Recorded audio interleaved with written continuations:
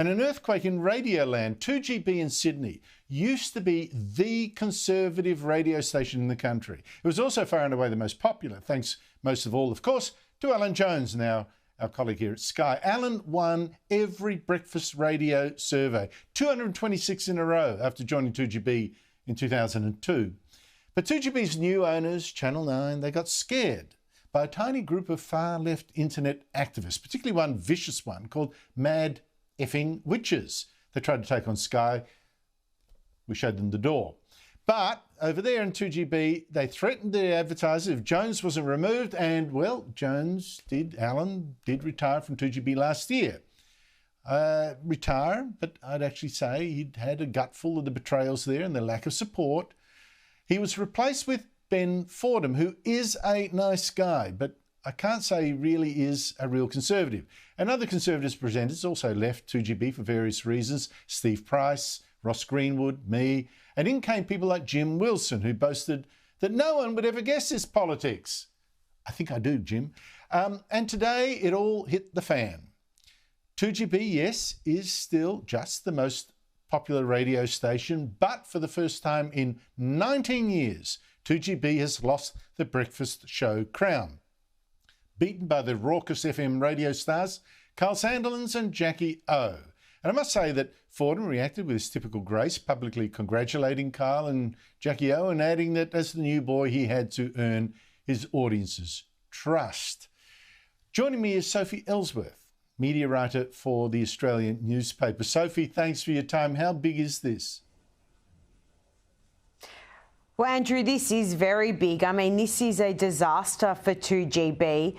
They've had that breakfast slot for 2 decades with Alan Jones. And, Andrew, they've tried to reinvent the wheel.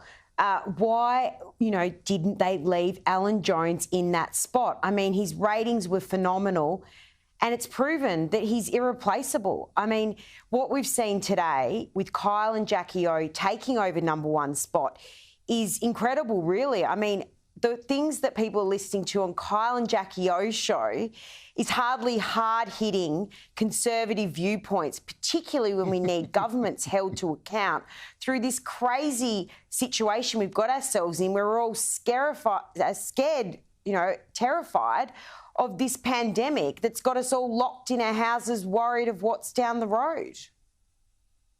Now, but Sophie, Channel 9's thinking at the time was that, all right, if it was less conservative, it wouldn't get quite the backlash.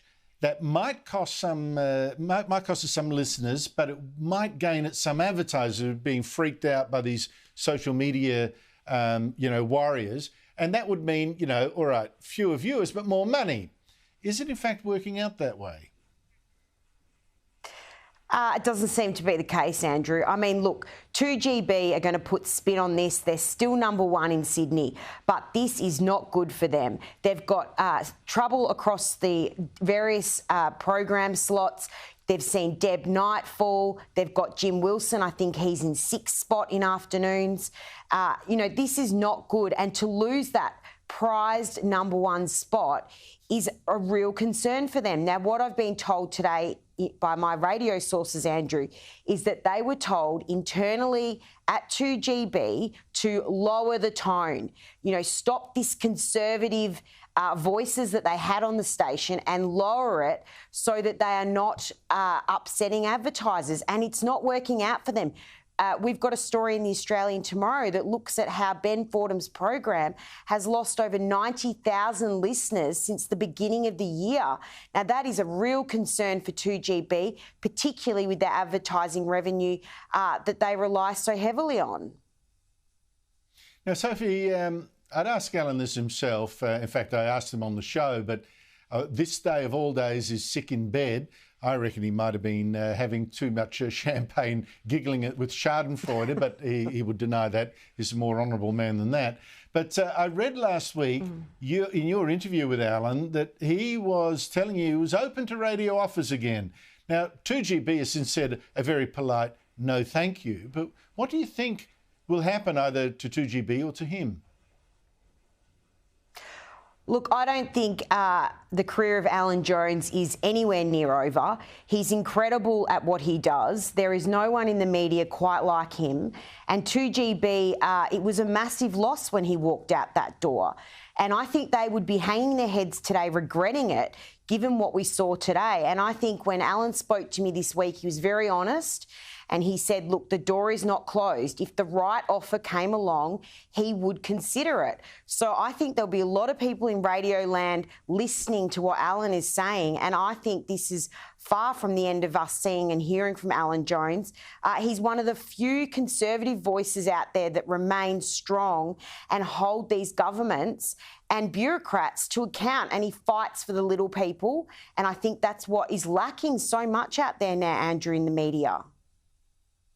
Well, also it's just simply offering a political alternative to the diet that you see almost everywhere else, apart from here on Sky. So I think that's a bad call on their part and a lack of courage. I think the bosses here at Sky showed a lot more courage in holding firm when we were under attack by the very same people that were attacking 2GB. Sophie, this is partly self-indulgent, I know. I used to work in Hong Kong, and I have to say I am so sad about what's going on over there as a journalist, as someone who believes in free speech and freedom.